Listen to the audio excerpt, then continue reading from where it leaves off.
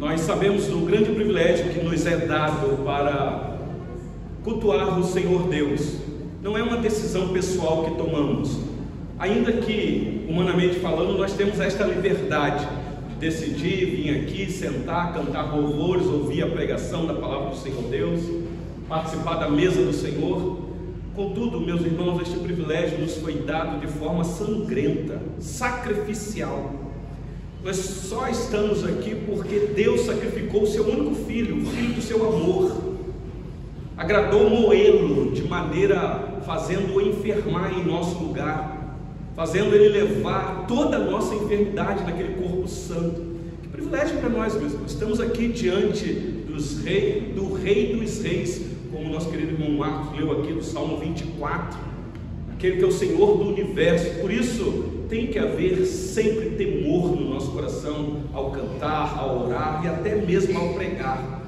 Ainda que temos liberdade de entrar na presença do Senhor, porque isso foi nos dado, mas não foi dado uma liberdade qualquer para eu fazer o que eu quiser e de qualquer maneira. Não, existe uma regra. Todo rei, quando permite alguém se aproximar dele, os seus súditos se aproximam de maneira reverente.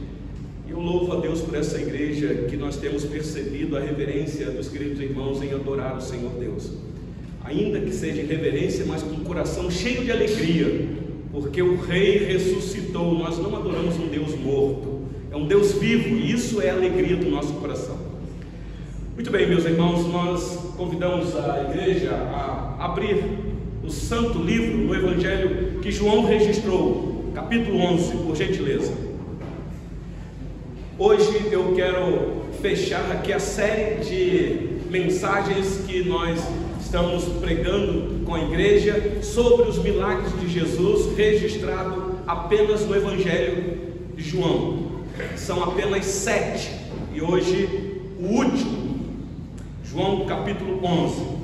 E eu não vou ler agora o texto, porque na medida em que nós vamos fazendo a exposição, o texto será exposto, meus irmãos.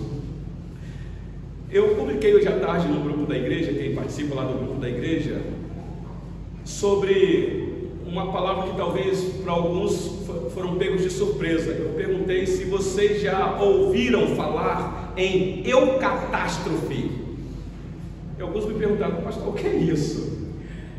Esta palavra, como foi dito lá no grupo da igreja, foi criada pelo famoso escritor Tolkien, o autor do O Senhor dos Anéis e o Hobbit, para referir em algo que nos atrai bastante em uma história. Tolkien é desta forma. Quem já assistiu a série aí, ou já leu a tríade do livro de Tolkien, são 3 livros bem consubstanciado, e quem já assistiu o filme O Senhor dos Anéis, isso é coisa mais para os jovens, para os nerds aí que gostam daquelas aquelas ações de ficção.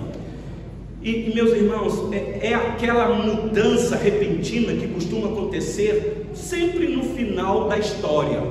Se conta uma história, a história é dramática, mas no final o autor ou o escritor apresenta uma virada de jogada, faz com que a história tome um rumo completamente inesperado. Eucatástrofe, que bem pode ser entendido como a boa catástrofe. É aquele momento da virada quando tudo parece perdido e então algo acontece para mudar. Essa é o entendimento do eucatástrofe. E me parece, meus irmãos, quem está aqui nos acompanhando na série das exposições dos milagres que o Senhor Jesus realizou e que João registrou, parece que é exatamente isso. Vocês devem lembrar de João capítulo 2, a boda de Caná, casamento, acaba o vinho, uma grande catástrofe está para acontecer socialmente.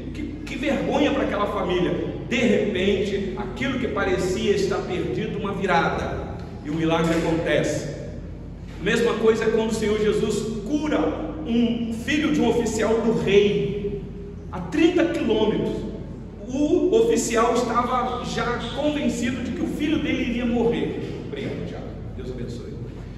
E o Senhor Jesus, com uma palavra, salva aquele menino daquela enfermidade, daquela febre. Vocês devem lembrar da tempestade depois que o Senhor Jesus multiplicou os pães e os peixes, que os discípulos desceram no barco para atravessar o lago ou o mar, aquela tempestade inesperada. Os discípulos pensaram que ia todos morrerem, a ponto de quando o Senhor Jesus vem caminhando sobre as águas, eles identificam como um fantasma.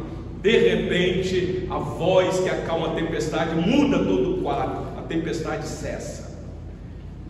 Vocês devem ter percebido no sermão passado aquele cego de nascença.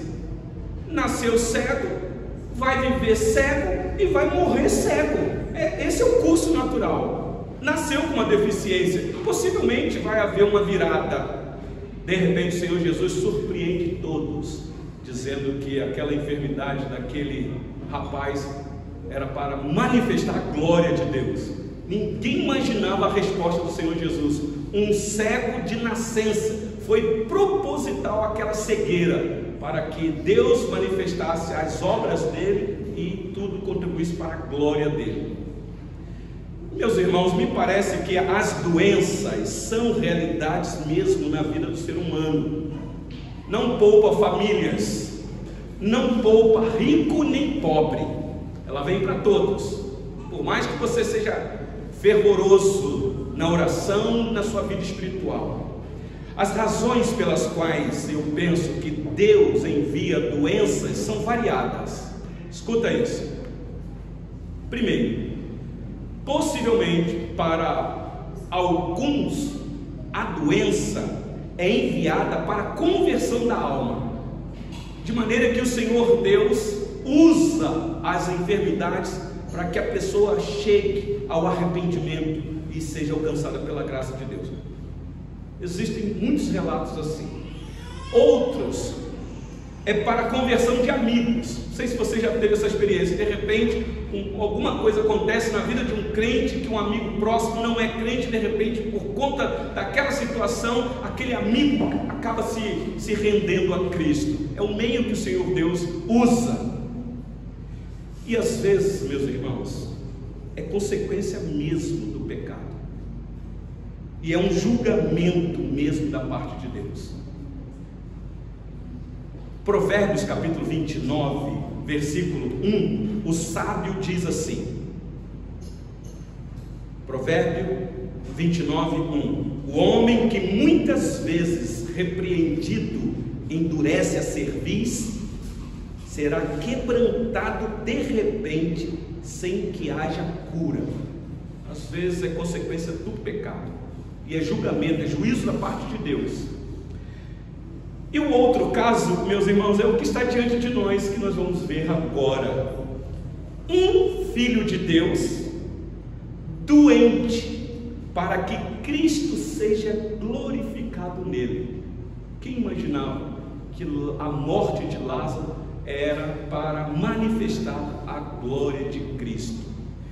Então, meus irmãos, eu quero ver com vocês esse milagre extraordinário registrado aqui no Evangelho de João, a ressurreição de Lázaro. E eu quero ver com vocês aqui a manifestação da glória de Deus. Como que Deus manifesta a glória dele neste quadro terrível, sem esperança aparente?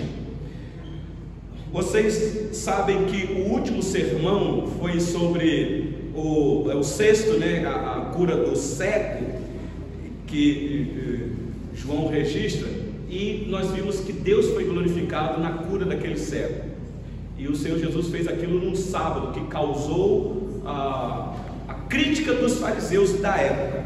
Então, esses registros que nós temos aqui, e que hoje nós estamos chegando no fim, meus irmãos, são registros para despertar fé no coração daqueles que iriam ler ou iriam ouvir pregação sobre o texto. Todos os milagres que o Senhor Jesus realizou são sinais, apontando para uma realidade muito maior. Nunca um milagre do Senhor Jesus tem um fim em si mesmo, porque milagre por milagre muitas vezes não causa transformação na vida de ninguém.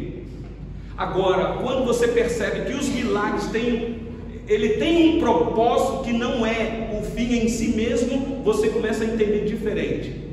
Por que é que eu digo isso? Porque hoje existem movimentos de pessoas que correm atrás de pastores ou líderes religiosos apenas para receber a cura da sua enfermidade. E Deus é poderoso para curar, eu não tenho dúvida disso, se Ele quiser. Nós já ensinamos aqui para a igreja que não somos nós que determinamos a cura é a ação de Deus. Aliás, Ele curou aquele paralítico no tanque de Betesda porque quis. O paralítico não estava buscando o Senhor Jesus, nem orou pedindo, ele tentava por ele mesmo, mas ele não clamou por Jesus. O cego de nascença também não fez uma oração, não foi ele que foi atrás do Senhor Jesus, apenas ele foi indicado pelos apóstolos, que perguntaram: ali aquele cego de nascença, quem pecou? Ele ou os pais?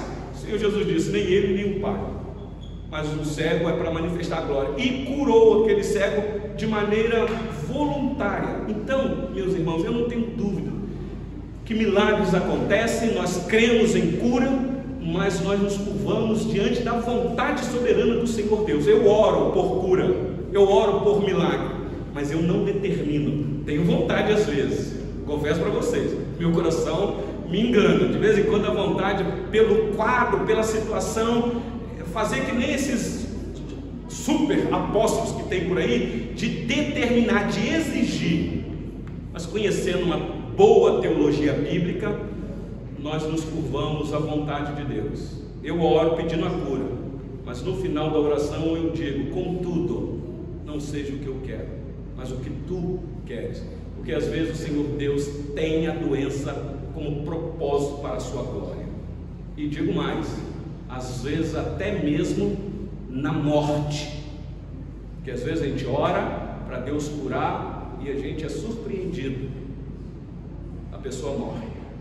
Mas hoje eu quero falar do eucatástrofe, a virada surpreendente. Vocês devem lembrar, nós estamos aqui expondo às quartas-feiras o livro de Esther, aquele quadro, sentença de morte para o povo judeu. De repente, uma virada na história, o eucatástrofe, ou uma boa catástrofe. Agora aqueles que desejavam mal para o povo judeu é que pagam com a própria vida. Vocês devem lembrar de Jó. Nós estamos também fazendo uma exposição aqui na escola dominical. A história de Jó é surpreendente. Que catástrofe na vida de Jó. Mas no final nós já sabemos o que é que aconteceu, aquela mudança extraordinária, como que o Senhor Deus mudou a história de Jó.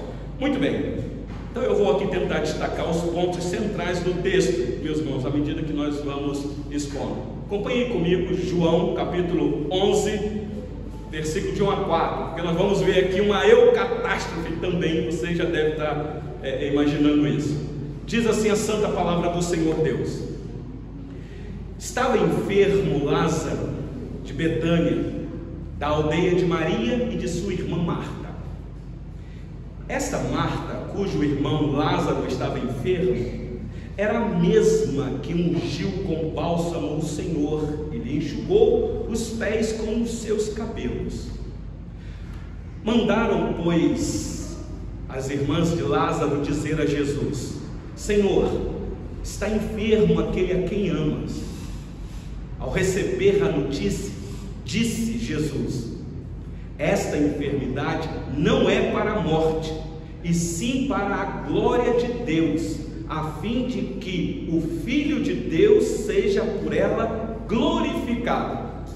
Hoje para nós fica um pouco estranho ouvir até aqui, porque nós já sabemos o que aconteceu. Mas imagine se você fosse um dos discípulos que, quando estava lá naquela região onde o Senhor Jesus estava, daqui a pouco eu vou situar a região, recebe a notícia da enfermidade de Lázaro. E Lázaro era um amigo, nós vimos aqui. Os entendidos, meus irmãos, dizem que Lázaro não era um homem. Eu sou inclinado a isso, a crer dessa maneira, porque quando a gente lê Lázaro aqui, a gente logo imagina aquele mendigo que morreu junto com o rico lá. Mas esse Lázaro aqui possivelmente era um adolescente para a juventude. Alguns dizem que ele estava debaixo da tutela das irmãs, por isso é que citado muito esse zelo, o cuidado das irmãs com ele. Então possivelmente Lázaro era um adolescente, uma criança, possivelmente. Nós não sabemos o que é que aconteceu com os pais, mas o registro nos informa só a ação das irmãs. E aqui, meus irmãos, nestes versículos, nós podemos perceber que o alvo de Deus era sim permitir a doença de Lázaro. É difícil falar isso hoje, porque nós temos uma visão muito romântica de Deus. Nós olhamos para o Senhor Deus e achamos assim, não, esse Deus não vai permitir a enfermidade na vida do servo dele, porque ele ama, e se ele ama como pai, ele cuida, jamais ele vai fazer isso. Ele vai permitir que alguma coisa ruim aconteça na vida dos filhos dele? Mas aqui sim, meus irmãos, ele permitiu esta enfermidade que estava causando a morte de Lázaro, para que ele mostrasse a sua glória. Existiam outras maneiras dele manifestar a glória? Sim, mas ele escolheu dessa maneira. O cego de João capítulo 9, ele escolheu manifestar as obras dele cuspindo no chão, fazendo uma gosma e colocando na vista do rapaz. Poderia fazer de outra maneira, mas ele quis fazer daquela maneira. Ele é Deus. E aqui então Lázaro está enfermo. Isso já é um grande problema para nós, crentes contemporâneos do século 21. Muitas vezes estranhamos essa questão do crente ficar doente, porque para muitos crentes hoje, Deus mostra a sua glória curando as pessoas. Aí Deus manifestou a glória, mas fazendo a pessoa ficar doente, possivelmente morrer, que glória é esta? Mas aqui, meus irmãos, a glória de Deus seria manifestada mediante a permissão de Deus que um amado de Jesus ficasse doente. E João dá as indicações aqui, para situar os seus leitores iniciais. Nós não, que às vezes a gente não conhece a geografia do Oriente Antigo. Mas João nos dá aqui a indicação dessa pessoa que está enferma. Lázaro de Betânia, porque Lázaro é um nome muito comum naquela época. Então está dito aí, estava enfermo Lázaro de Betânia, João 11:1. E como haviam duas Betânias, João tem que situar esta Betânia aqui, e ele diz aí que esta Betânia é aquela aldeia de Maria e de sua irmã Marta. Os leitores, quando pegassem, iriam entender. E aqui João faz um destaque a Maria. Vocês perceberam aí, meus irmãos? Maria era uma mulher mais piedosa, não que Marta não fosse, também era, as duas eram crentes, mas ele dá um destaque em Maria, porque Maria tem atitudes mais piedosas do que Marta. Talvez Marta, o coração dela tentado a fazê-la precipitar em algumas coisas, mas Maria não. Maria tinha um pouquinho mais de perseverança, aproveitava as oportunidades, não desperdiçava tempo. Nós conhecemos a Maria. E além disso, meus irmãos, o que o texto nos informa aqui é que, olha comigo o versículo de número 2, por gentileza aí. João 11:2. Esta Maria, cujo irmão Lázaro estava enfermo, era a mesma que ungiu com bálsamo o Senhor. Ele enxugou os pés com os seus cabelos. Por que João dá esse destaque? Porque isso aqui tornou conhecido. Você que é estudante de teologia, ele está falando assim, pastor, mas esse episódio está registrado no próximo capítulo. Por que vem essa informação no capítulo 11? É porque João está registrando aquilo que já aconteceu. Só que ele vai registrar esse episódio aqui só no capítulo 12. Mas já havia acontecido, todos já sabiam disso. Aquilo que Maria fez foi notório, e ela fez para ser reconhecida como tal. Por isso ele dá esse destaque aí no versículo 2. Então João usa esse episódio aqui, meus irmãos, para dizer que foi na casa dessa Maria que o irmão dela estava doente. Morava na aldeia de Betânia, próximo à cidade de Jerusalém, uns 3 quilômetros aproximadamente. E olha o versículo 3, por gentileza. João 11:3. Mandaram, pois, as irmãs de Lázaro dizer a Jesus: Senhor, está enfermo aquele a quem amas. Nós não sabemos quem é o emissário. Elas pediram a alguém que procurasse o Senhor Jesus e dissesse que está enfermo aquele a quem ele ama. Se você prestar atenção, o Senhor Jesus está numa distância considerável de Betânia. Ele está na região da Pérea, 40 quilômetros de distância. Quem conhece a geografia, ele está do outro lado do Jordão, e naquela época não tinha carro, não tinha Uber, não tinha táxi. Então você imagina, o emissário até andar 40 quilômetros daquela região demorava aproximadamente um dia. Então as irmãs de Lázaro tinham certeza que o Senhor Jesus podia curar ele. A fama do Senhor Jesus já estava em alta, ele já tinha curado muitos, e Marta e Maria sabiam disso. Está doente, Lázaro? É só chamar o Senhor Jesus, porque eu tenho certeza que ele vai curar. Isso aqui, meus irmãos, nos mostra que o Senhor Jesus tinha um relacionamento mais íntimo e profundo com esta família, porque a informação que nós temos aqui é detalhada. Está enfermo aquele a quem o Senhor ama, não é aquele que ama o Senhor, porque uma coisa somos nós amar a Deus, outra coisa é Deus nos amar. Então, se Deus nos ama, com certeza Ele se preocupa, é uma palavra humana, Deus não se preocupa, não se ocupa com preocupação nenhuma, mas vocês entenderam, Deus tem um cuidado com os seus. Mas olha comigo o versículo 4, meus irmãos. Ao receber a notícia, disse Jesus: essa enfermidade não é para a morte, e sim para a glória de Deus, a fim de que o Filho de Deus seja por ela glorificado. A gente fica a pensar assim, será que o emissário, quando chegou lá, falou sobre morte? João não registrou isso aqui, porque a informação que João nos dá é que o emissário chegou lá dizendo: Senhor, está enfermo aquele a quem amas. Enfermo? Uma enfermidade, está doente. Mas aí o Senhor Jesus disse: esta enfermidade não é para a morte. Possivelmente a informação é: Senhor, o Senhor tem que ir rápido, porque a coisa está feia lá. O menino não passa por muitos dias.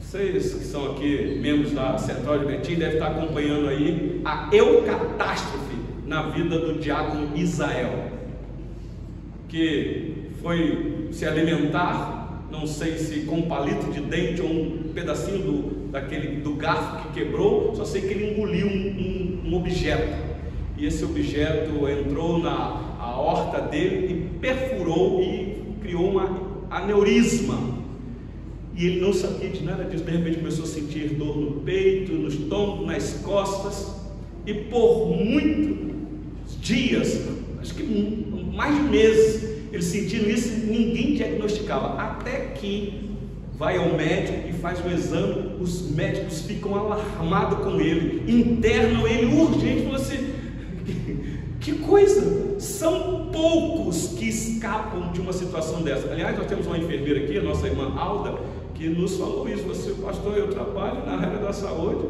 e realmente são poucos que escapam de um negócio desse. E aí foi a apreensão quando chegou a notícia para a igreja. Vocês devem lembrar disso. E a nossa irmã Daiane com o coração partido: vamos orar, igreja, pela vida do nosso irmão Isael.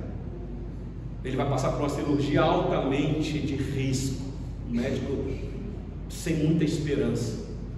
E de repente vem a eucatástrofe, ou a boa catástrofe. Ainda está internado, nós sabemos disso, mas o risco já acabou.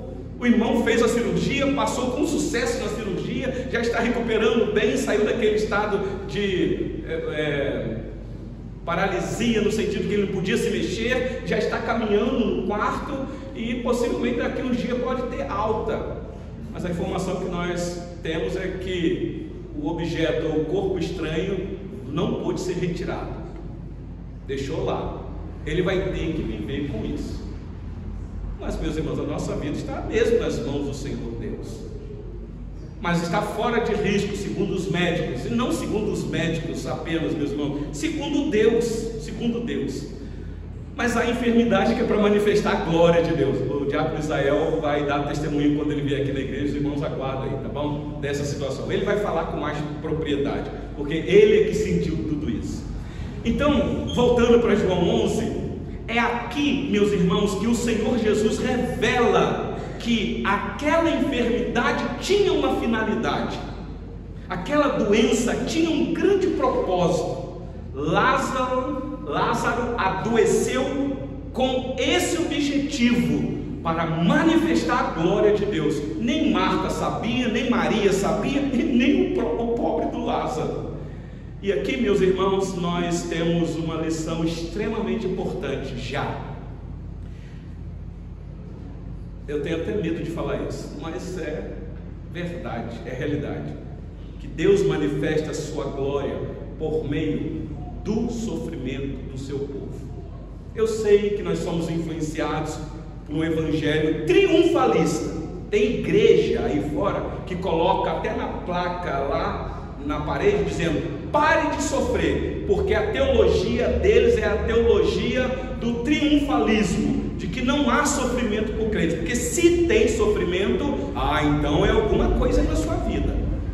E pasmem vocês, meus irmãos, aqui, que coisa, aqueles a quem o Senhor Jesus ama, pode ficar doente, mas no meio do sofrimento, meus irmãos, e da angústia, louvado seja o Senhor Deus, Ele manifesta a glória dEle.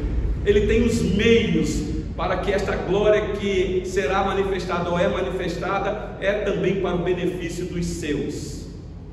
Então este é o fim principal da nossa vida aqui, manifestar a glória de Deus. Nós sempre devemos ter isso em mente. Por isso é que o crente, quando fica doente, por mais que ele lamenta, por mais que ele apresenta para Deus as queixas, no final ele vai dizer: Senhor, eu sei quem o Senhor é. O Senhor é o Deus Todo-Poderoso. O Senhor é poderoso para me tirar dessa situação, mas se o Senhor não me tirar, o Senhor tem um propósito maior nisso, e eu sei que é para o meu bem também. E aí você descansa, você dá glória a Deus. É o famoso espinho na carne de Paulo: a minha graça te basta.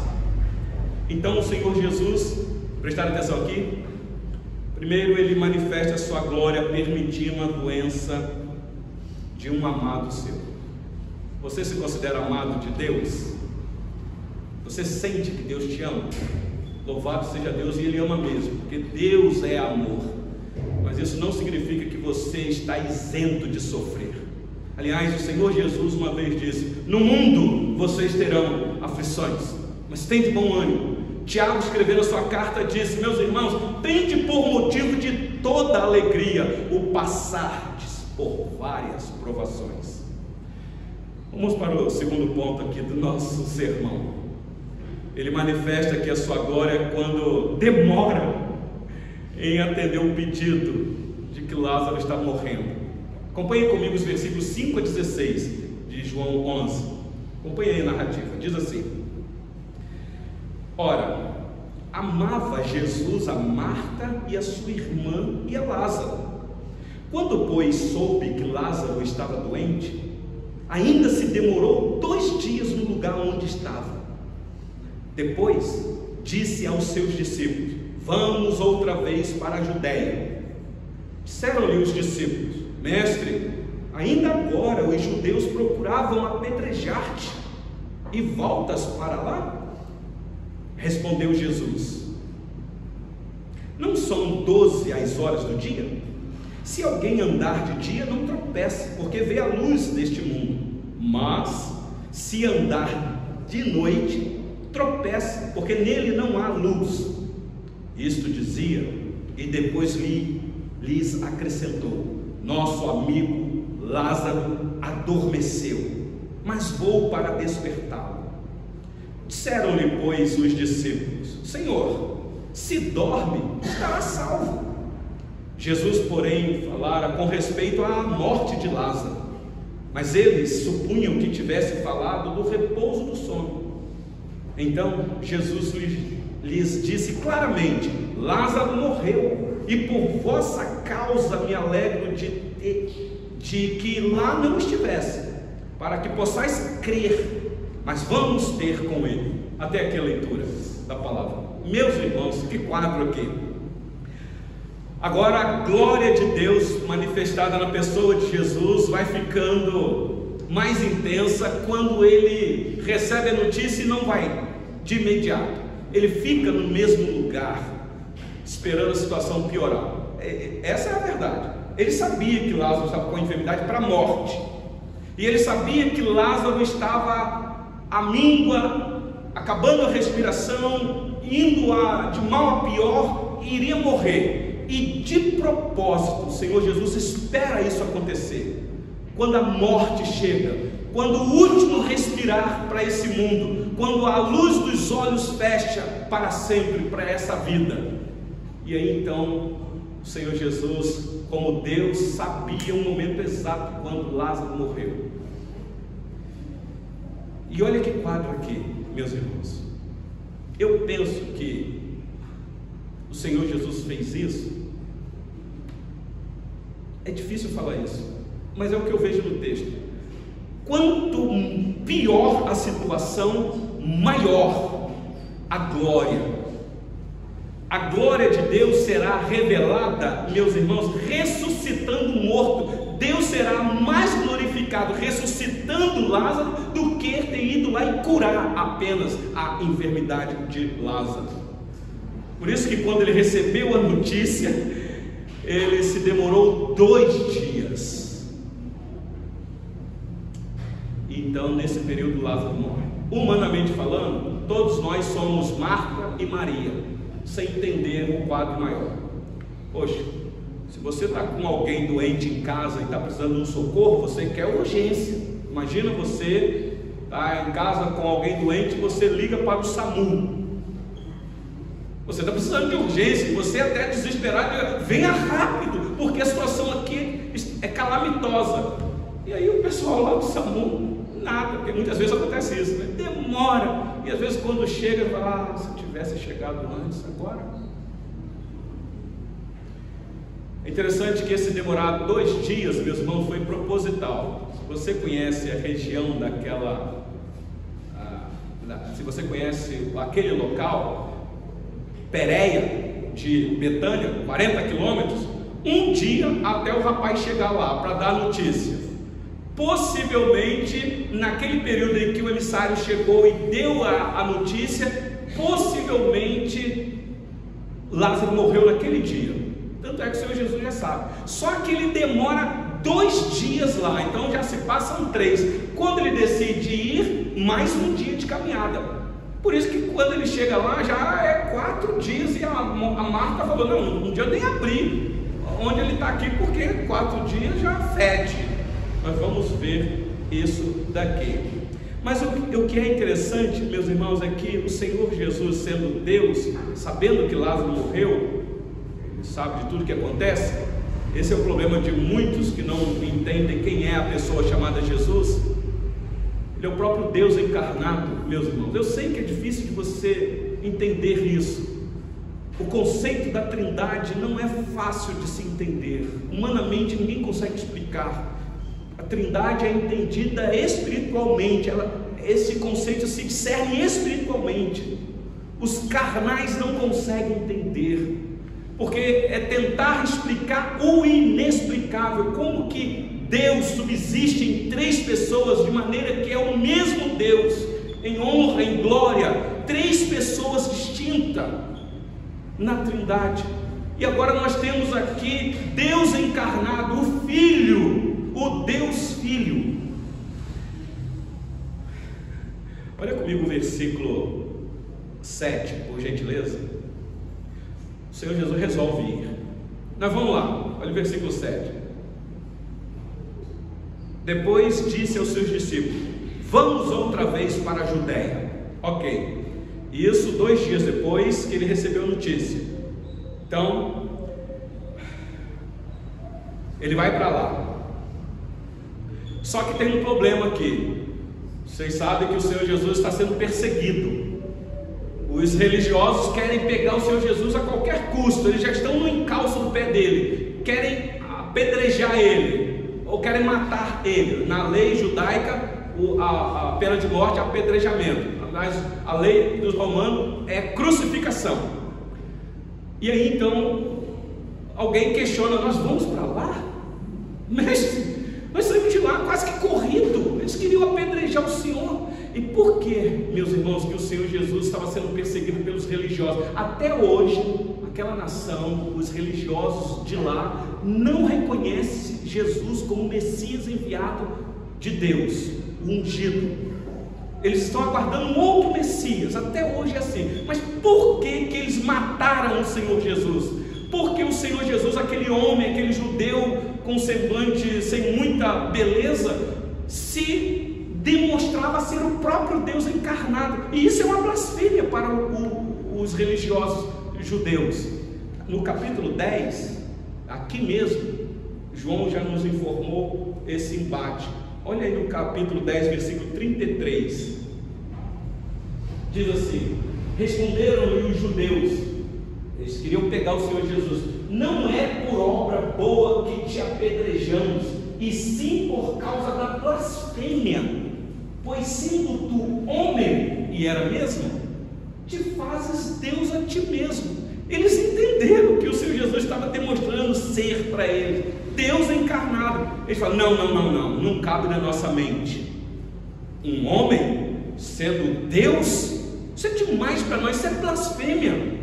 E aí tentaram apedrejar o Senhor Jesus. Por isso é que vocês estão vendo aí que quando o Senhor Jesus disse para os discípulos: nós vamos para lá, para aquela região outra vez. E olha aí o versículo 8, João 11, 8. Disseram-lhe os discípulos: mestre, ainda agora os judeus procuravam apedrejar-te e voltas para lá? E o Senhor Jesus aqui, meus irmãos, faz ou dá uma resposta, ou então faz uma pergunta intrigante aqui.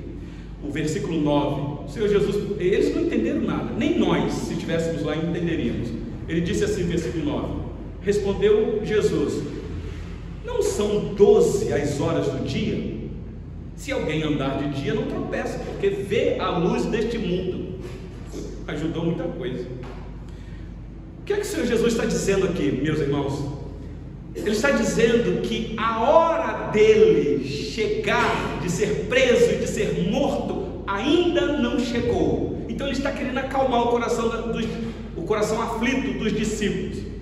A hora dele ser morto, a hora que Jesus deveria morrer pelos pecados do seu povo e depois ressuscitar, esta hora é a 12ª hora. É um jogo de palavras que ele está usando aqui.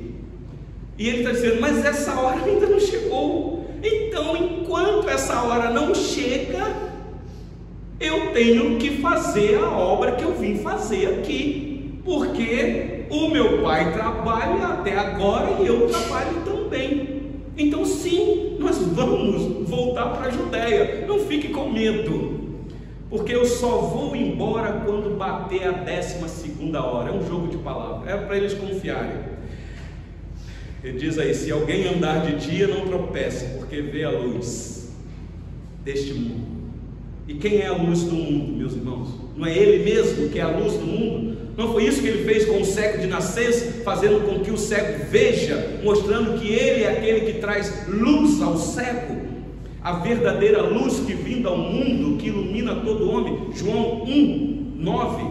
Eu imagino que a missão dele foi essa daqui, isso para o mundo todo, a saber, a verdadeira luz que vinda ao mundo ilumina todo homem, falando de Jesus. E todo homem aqui, meus irmãos, é sem distinção, homem, gênero humano. Todo homem, seja crente ou não, a vinda de Jesus ao mundo, meus irmãos, mudou a humanidade de lá para cá. Tanto é que nós sabemos que a humanidade é dividida depois de Cristo e antes de Cristo. Então a vinda de Cristo trouxe luz para a humanidade. É por isso que a nossa humanidade está avançada de uma maneira assim assustadora. Homens inteligentes, a saúde, a medicina, os avanços tecnológicos. De onde vem isso, meus irmãos? Só que as pessoas não fazem isso para a glória de Deus, mas foi o Senhor Jesus que trouxe luz para a mente da humanidade. Ainda em João capítulo 3, versículo 19, diz que 3,19: o julgamento é este, que a luz veio ao mundo, e os homens amaram mais as trevas do que a luz, porque as suas obras eram más. Que coisa, meus irmãos, que quadro! A luz está aí, mas os homens amam mais as trevas. E não é isso mesmo que nós vemos até o dia de hoje? Homens super, mega inteligentíssimos, usando a luz que Cristo trouxe ao mundo, mas que amam as trevas. Homens que usam a tecnologia para o mal, que usam o avanço da inteligência artificial para o mal, porque amam mais as trevas. Então, sim, nós vamos ter que voltar para a Judéia, mas vamos lá, volta aí para João 11, versículo 11, ele diz assim, João 11:11. Isso dizia e depois lhe acrescentou: nosso amigo Lázaro adormeceu, mas eu vou para despertá-lo. Isso aqui, meus irmãos, nos mostra que Lázaro não era amado somente de Jesus, mas da equipe, da escola apostólica, nosso amigo Lázaro. Então, o que Jesus disse foi: Lázaro morreu, mas eu vou lá, vou ressuscitar ele, eu vou manifestar a minha glória. E o versículo 12, quando eles dizem aí, 11:12, disseram pois os discípulos: Senhor, se dorme está salvo. Era um entendimento equivocado dos discípulos. O Novo Testamento, meus irmãos, é muito comum para se referir à morte do cristão como um sono, como dormir, porque não é assim. Quando você dorme, você não parece que perde a consciência, aparentemente, mas depois você não acorda. A morte é mais ou menos assim, só que a morte não é a perda da consciência, não é um sono da alma como os adventistas ensinam. Não, morrer é você ter consciência do que está acontecendo do lado de lá. Muitos se surpreendem, meus irmãos, depois que morrem. Morrer é uma vez só e depois vem o juízo. Vocês devem lembrar do rico e do Lázaro. Morrem os dois. Imediatamente, o que acontece? Há um desespero de um lado e há uma tranquilidade do outro. Então, morrer não é ficar inconsciente aguardando um possível juízo ou um possível regozijo. Já entra no estado de regozijo ou de juízo eterno. Por isso, meus irmãos, a mensagem de salvação é urgente, porque você só tem uma oportunidade e você não pode desperdiçá-la, porque senão você vai lembrar de tudo no inferno, e para mim talvez isso seja a pior parte. Imagina a pessoa que ouviu a mensagem da salvação, o convite da graça, e rejeitou, foi protelando, depois, e aí morre, e aí chega no inferno, com consciência, e lembra de tudo. Puxa vida, eu tive lá naquele culto, o pastor falou, eu nem dei crédito, e agora eu estou aqui.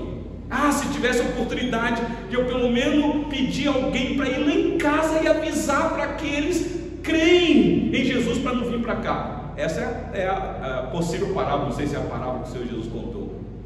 Aquele que estava no inferno lá disse: pede lá, e é interessante que o mendigo lá era Lázaro, um outro Lázaro. Alguns dizem que era esse mesmo Lázaro aqui, mas nós não temos confirmação. Pede Lázaro para vir aqui, porque eu vou pedir ele para ir lá em casa, para que eu tenho irmãos. E vocês lembram qual foi a resposta? Deixa lá, eles têm os profetas, eles têm a lei, eles é que estão ouvindo, porque senão irão vir para cá também. Então, meus irmãos, a morte é uma realidade que nós não podemos fechar os olhos. Mas os discípulos estavam com medo. Eles disseram: nós vamos lá para morrer também junto com Lázaro. Veja comigo o versículo 13 e 15, rapidinho, meus irmãos, para eu partir para o final aqui. Está dito aí: Jesus, porém, falava com respeito à morte de Lázaro, mas eles supunham que tivesse falado do repouso do sono, que eu disse aqui para vocês. E aí o versículo 14: então Jesus lhe disse claramente: Lázaro morreu, e por vossa causa me alegro de que lá não estivesse, para que possais crer. Para que os discípulos pudessem crer, nem eles acreditavam, meus irmãos, mas vamos ter com ele. Então, o versículo 16 está aí, Tomé, e é interessante aqui, meus irmãos, que Tomé até nos surpreende aqui no texto. A gente conhece Tomé, né? Ele diz aí: Então Tomé, chamado Dídimo, disse aos condiscípulos: vamos também nós para morrermos com ele. A coisa está feia para o nosso lado, Lázaro já morreu, nós vamos chegar lá, nós vamos receber pedrada também, vamos morrer, mas vamos lá. Demonstrou aqui, né?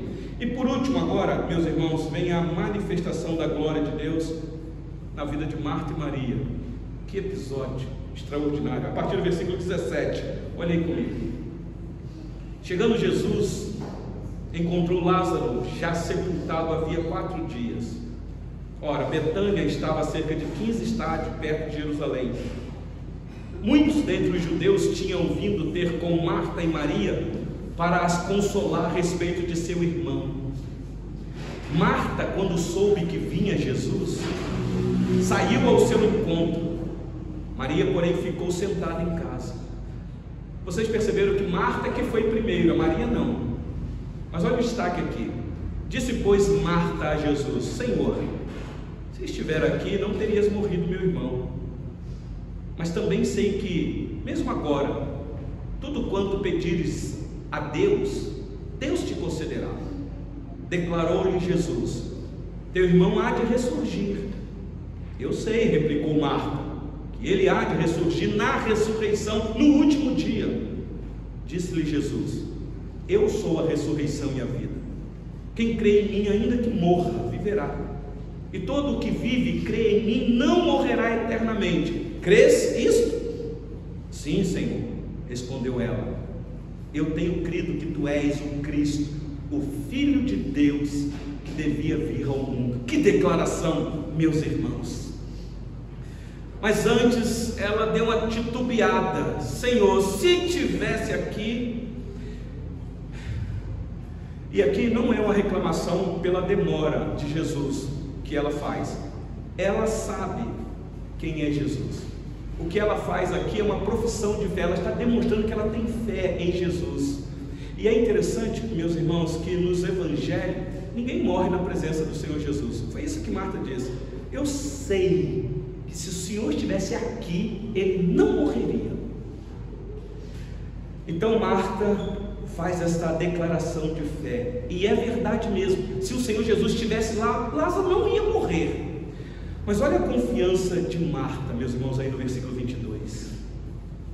Mas também sei que, mesmo agora, tudo quanto pedires a Deus, Deus te concederá. Olha que confiança aqui, meus irmãos. E o Senhor Jesus faz uma declaração surpreendente para Marta, versículo 23. Declarou-lhe Jesus: teu irmão há de ressurgir. Era para ela ficar maravilhada. O autor da vida está ali. Com isso, meus irmãos, o Senhor Jesus estava dizendo para Marta: Marta, eu estou aqui. Eu sou a ressurreição do teu irmão. Eu estou aqui. Mas Marta entendeu isso aqui de maneira, nos termos gerais, como nós acreditamos também hoje. Está aí no versículo 24. Diz assim: eu sei, replicou Marta, que ele há de ressurgir na ressurreição no último dia. Meus irmãos, essa é a nossa esperança como crentes. Nós sabemos disso. Se um querido nosso morrer, a gente vai chorar e sentir, mas a gente tem aquela esperança: eu sei que é um cristão. Então nós não damos um adeus, é um até logo. Isso aqui consola o coração do marido quando a esposa morre primeiro, ou quando um pai perde um filho, ou o filho perde um pai. Se você tem convicção de ressurreição do último dia, você tem esperança. Foi isso que Paulo disse aos Tessalonicenses: nós não somos como aqueles que não têm esperança, porque nós acreditamos em ressurreição. Então, meu querido e minha querida, até a ressurreição é esperança. Por isso é que a gente não teme a morte. Não procuramos a morte, mas não tememos a morte. Versículo 25 e 26. Disse-lhe Jesus: eu sou a ressurreição e a vida, Marta. Quem crê em mim, Marta, ainda que morra, viverá. E todo o que vive e crê em mim não morrerá eternamente. E ele faz uma pergunta para Marta: Marta, você crê? Você crê, Marta? Ah, meus irmãos, ela declara a sua fé. Ela diz: sim, eu creio, Senhor. Eu creio. E aí, a partir do versículo de número 27, quando ela diz que crer que Ele é o Filho do Deus vivo, meus irmãos, vem a cena que talvez todos esperavam. É o momento da manifestação da glória na ressurreição. Olha comigo o versículo 28 e eu encerro aqui. Diz assim: tendo dito isto, retirou-se e chamou Maria, sua irmã. Ele disse em particular: o mestre chegou e te chama. Ela tem a convicção de que Ele é a ressurreição. Versículo 29. Ela, ouvindo isso, levantou-se depressa e foi ter com ele, pois Jesus ainda não tinha entrado na aldeia, mas permanecia onde Marta se avistara com ele. Os judeus que estavam com Maria em casa a consolavam. Vendo-a levantar-se depressa e sair, seguiram-na, supondo que ela ia ao túmulo para chorar. Quando Maria chegou ao lugar onde estava Jesus, ao vê-lo, lançou-se-lhe aos pés, dizendo: Senhor, se estiver aqui, meu irmão não teria morrido. É porque ela não ouviu já a conversa de Marta com o Senhor Jesus. Jesus, vendo-a chorar, não fala nada com ela. E bem assim os judeus que a acompanhavam, agitou no espírito e comoveu. Ah, meus irmãos, o estado emocional humano do Senhor Jesus aqui vai aflorar. E ele pergunta: onde o sepultaste? Eles lhes responderam: Senhor, vem ver. E nós temos aqui o menor versículo da Bíblia, um quadro que nós não esperávamos, porque nós vivemos numa sociedade que se homem chora, isso é sinal de fraqueza. Aliás, tem até uma música, Sofrência, aí, dizendo que homem não chora. E aqui nós temos o homem chamado Jesus. Nos informa o texto que Jesus chorou. Versículo 36. Então disseram os judeus: vede quanto o amava. Mas alguns objetaram: não podia ele que abriu os olhos ao cego fazer que este não morresse? Jesus, agitando-se novamente em si mesmo, encaminhou-se para o túmulo. Era este uma gruta em cuja entrada tinha posto uma pedra. Então ordenou Jesus: tirai a pedra. Tiraram. Disse-lhe Marta, irmã do morto: Senhor, já cheira mal, porque já é de 4 dias. Respondeu-lhe Jesus: não te disse eu que se creres verás a glória de Deus? Vocês prestaram atenção no detalhe? Ao mesmo tempo que Marta crê que Jesus é a ressurreição e a vida, a fé que é inabalável, tendo Jesus ali aos olhos dela, agora ela dá uma vacilada. Ela sabe que Ele é o Todo-Poderoso, mas quando chega lá no túmulo, ela fala assim: mas será que ele já está morto? Nós nunca vimos um morto ressuscitar, e especialmente 4 dias. Aliás, o Senhor Jesus já tinha ressuscitado alguns mortos, mas um morto de 4 dias.